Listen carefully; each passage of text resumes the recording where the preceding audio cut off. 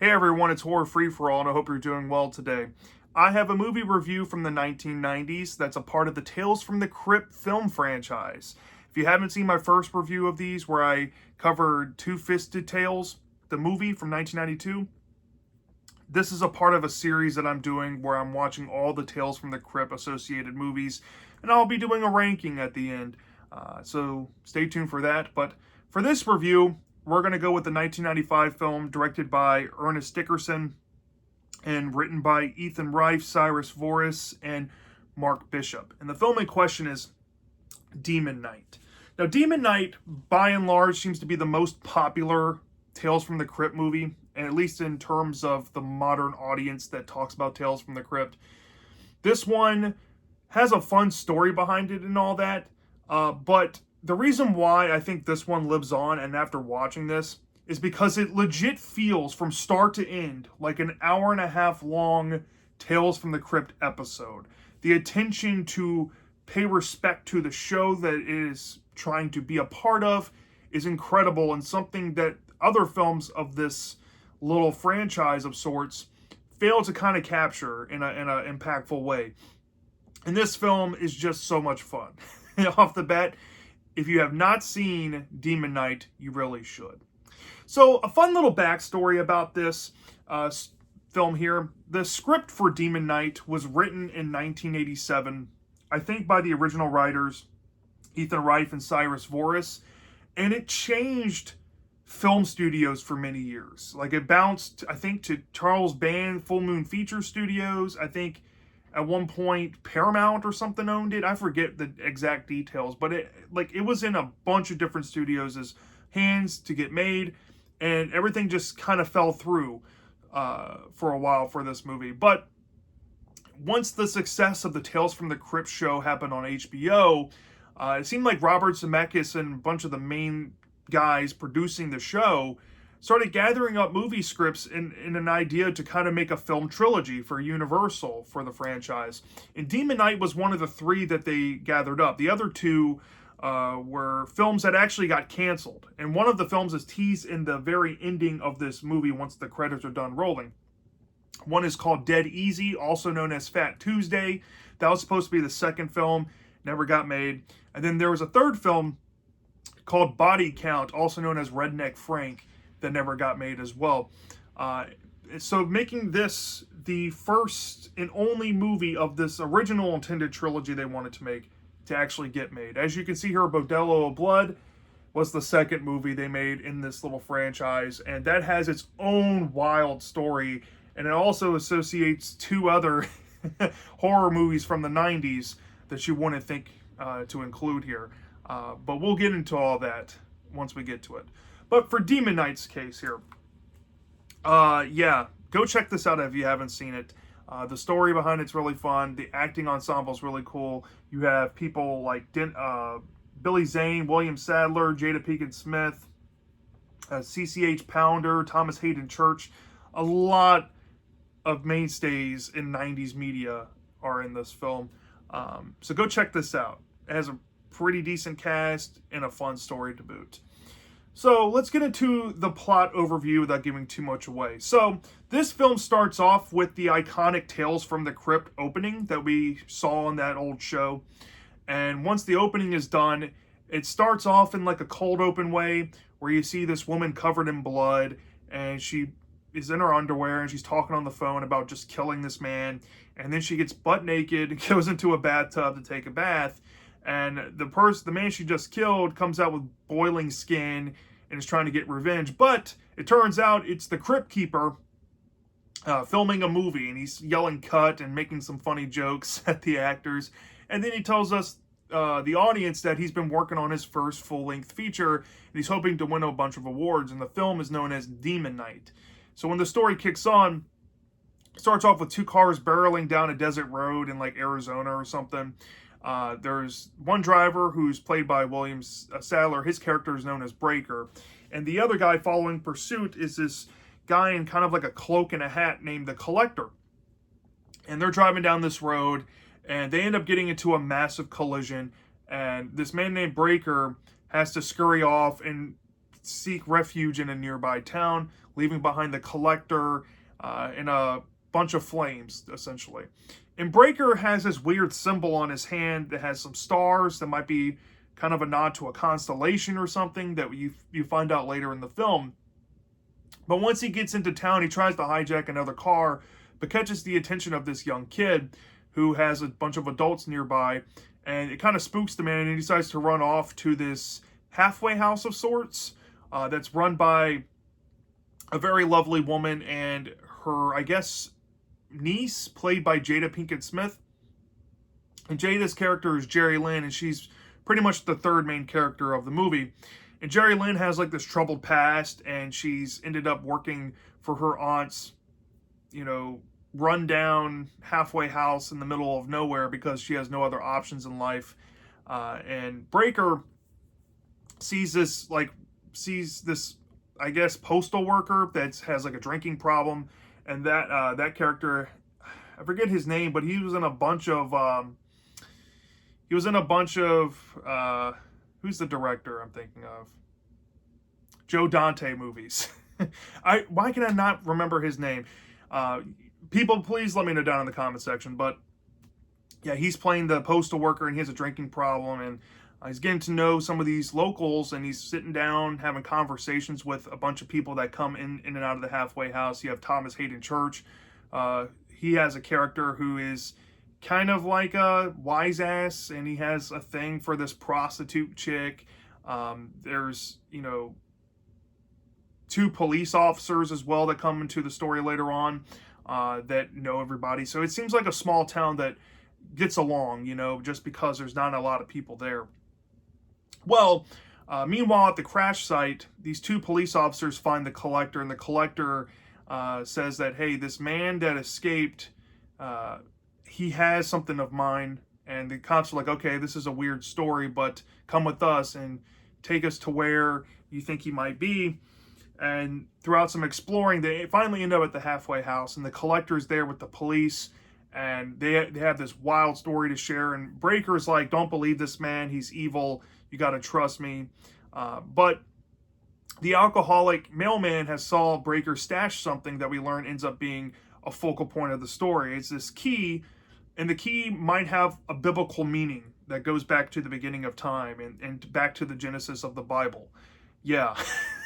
And it's a part of this collection of 7 keys that is a part of this prophecy of sorts, where God himself scattered 7 keys across the universe to stash away the power of the heavens and of the cosmos from the demons that he cast aside when he formed Earth. And these demons have been trying to get these keys so they can have their power back and get rid of the light that he brought to where they live. So that's the struggle of the movie, right? In a nutshell. And the collector is kind of like an avatar for the demons. And we get to see what the collector's capable of, because he straight up brutally kills a police officer in a really what the fuck way. But the key has some powers to it, where the blood of Jesus Christ himself was put into the key, and various other avatars that are known as like the protector of the 7th key that get passed down. Every time one dies, they replenish with a new one. Their blood gets put into there. So it's a mixture of all these like holy blessed apostle types. And they have this power to where they can cast out demons of whatever domicile they're in by putting some blood by the doorway, and it creates this barrier where demons, if they try to pass through, would just get brutally killed. So they managed to get the collector outside. The majority of this movie is the collector trying different methods to get inside of this halfway house, essentially. And very slowly but surely, he starts to do so. And one by one, you start to see characters kind of bite the dust a little bit. There's one girl that gets possessed and turned into pretty much a vampire that cannibalizes this simp that is kind of obsessed with her. You have a really gnarly scene where the halfway house owner gets her arm ripped off in a brutal way.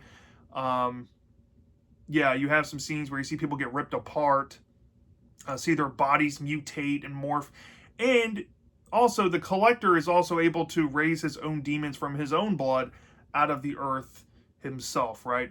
And the whole plot is essentially Breaker and Jerry Lynn, the 2 main characters, getting closer and closer as the numbers of this prophecy wind down. And it has something to do with the constellation on Breaker's hands. It's like once it starts to form a perfect circle, there's a prophecy of 7. There's going to be 7 people involved, 7 deaths, whatever. And Jerry Lynn is said by Breaker to be the next apostle that's probably going to get passed down this, and she'll know when the time comes where she needs to pass it down and all that.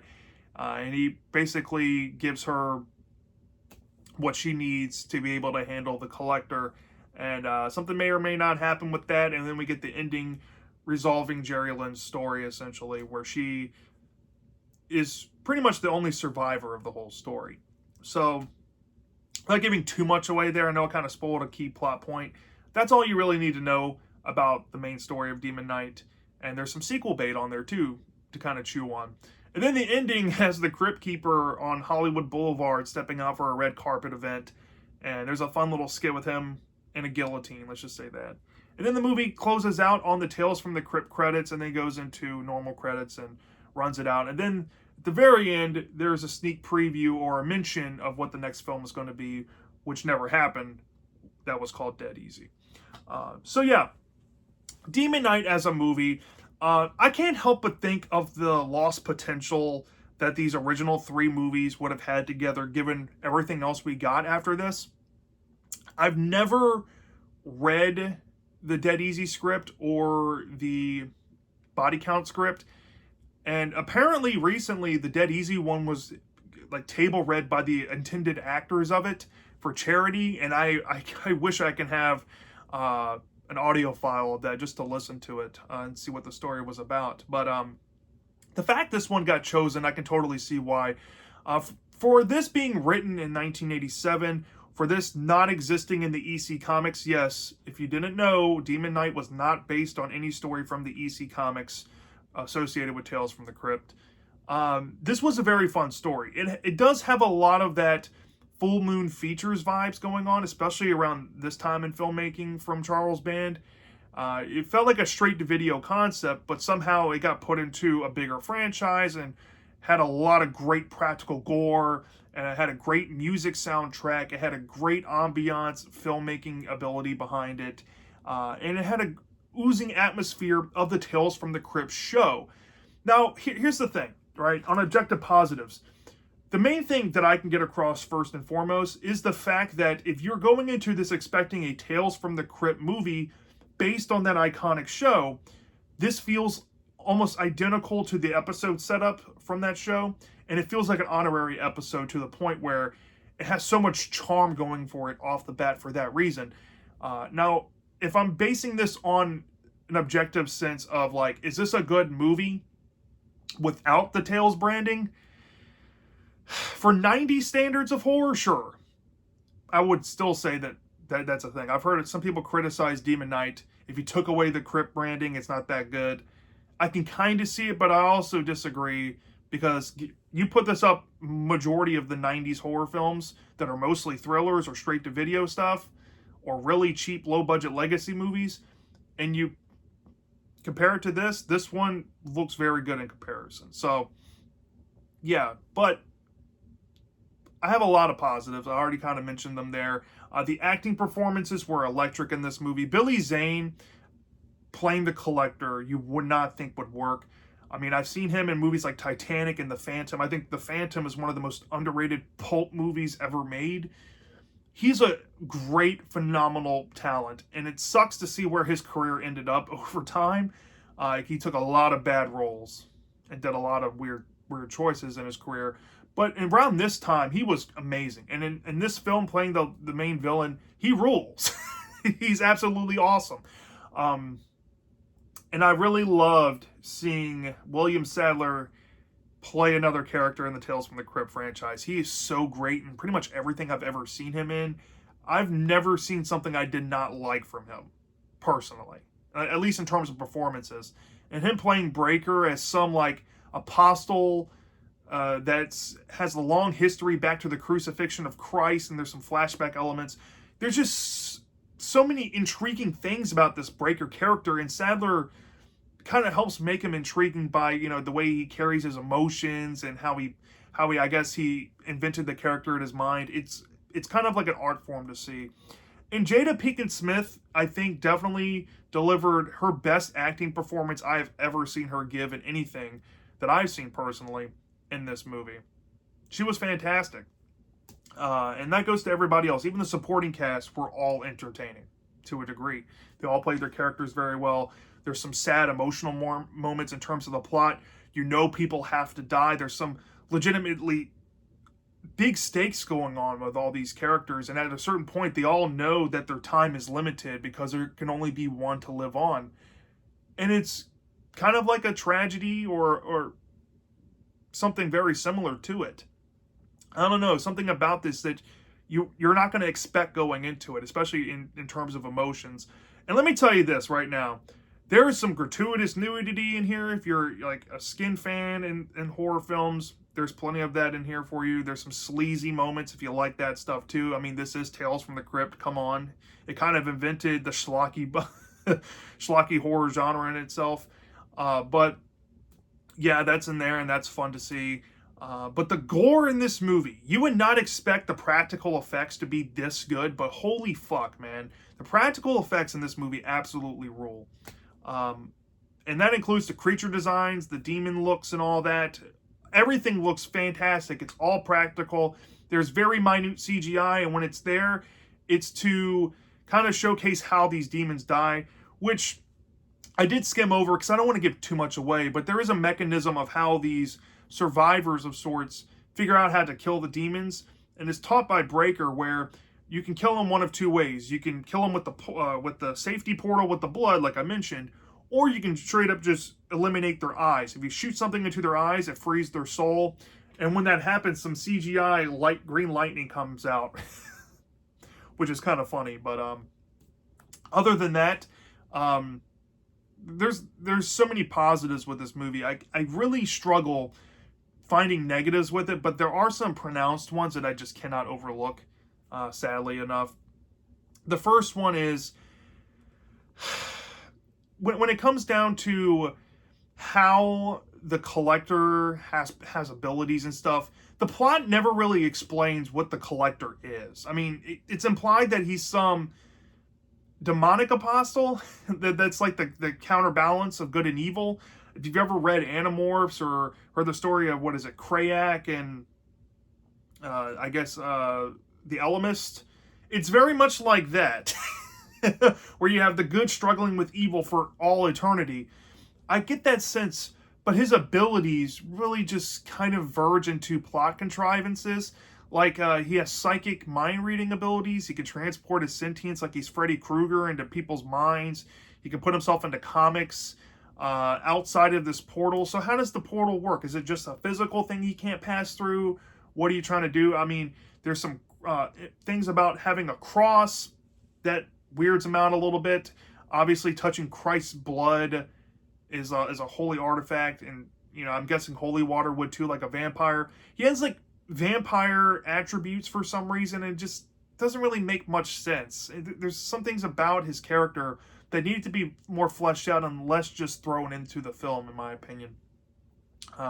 So that is a negative. And another thing is, here's the thing about the movie. It's an hour and a half long, but there are some portions of it where you do get into boring segments where nothing is happening. I think the opening of the segment is intriguing, but once you get into the halfway house at first, there's really nothing happening for like a good portion of 10 minutes. And then you have another section kind of in the middle after that whole reveal with the collector killing one of the police officers in a brutal fashion happens. There's, again, nothing happening for like another 20 minutes. It's just them going through the motions of trying to set up survival shop inside of this halfway house of sorts. And thinking on it, for an hour and a half movie, you could have trimmed this down into an hour-long 2-part special for the show. You did not need to make this a movie. And that's my biggest negative with it. And all in all, did this really need to be a full-length feature? No. But I get the novelty of it, and I get the appeal of it, and why they would want to make this into a movie, because the effects and the idea of it is pretty epic. there's not enough there to chew on to make a full movie out of this, in my opinion, and there's a lot of filler in it to kind of weed through, unfortunately. But those are really my only two negatives with this film. So from a 0 to 5 star basis, I think this is very good. Like I said, especially for 90s horror.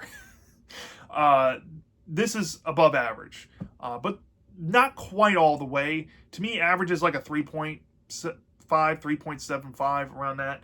So I'm willing to give this maybe like a 4 out of 5 stars. It's you know, it's a light, very good movie given the context, and I think what really sells this for me is that it has the feel of a Tales from the Crypt episode. If it didn't have that, and it kind of lost its charm that it has here pretty much exclusively, that the other two films that came after this, like Bordello of Blood and Ritual, are kind of missing, this would be a lower score, if I'm being honest. Probably like that 3.75 range. But because it has that, I'm willing to give this a 4 out of 5. And I give this a high recommendation from me.